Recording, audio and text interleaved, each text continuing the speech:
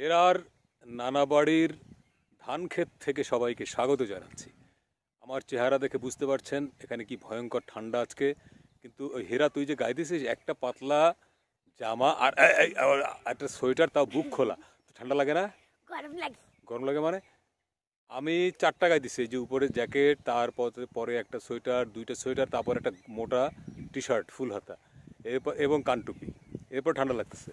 এই যে ফসল একদম, ধান কিন্তু কাটা হয়ে গেছে, মানে এই দেখতে পাচ্ছেন যে অর্ধেকের মতো ক্ষেতের ধান বা তারও বেশি কাটা হয়ে গেছে এবং কিছু কিছু অংশে এখনো ধান আছে। হ্যাঁ দেখেছি এবং এই যে যেই অংশে কাটা হয়ে গেছে সেই অংশ কিন্তু এখন পশুদের দখলে।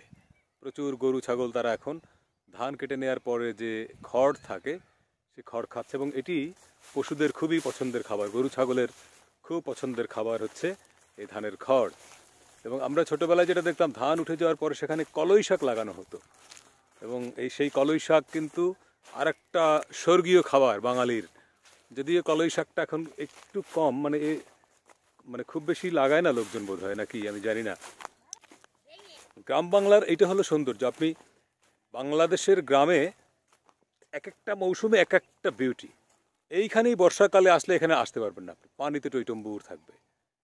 হয়তো একটু ভরা বর্ষায় শাপলা টাপলাও হবে, আবার একটা সময় হ্যাঁ আবার ফসলের সব ক্ষেতে কিন্তু সব ফসল হয় না। যেমন বরিশাল অঞ্চলের এই যে নিম্নাঞ্চল যেটা আর কি উপকূলীয়, এখানে একটা সময় এক ফসলই জমি ছিল, মানে একবার ধান হতো সারা বছর, আর কিছু হতো না।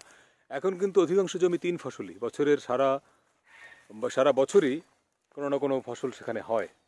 এই যে ভিউটা আমরা দেখছি, ওফ, কি সুন্দর একটা ভিউ।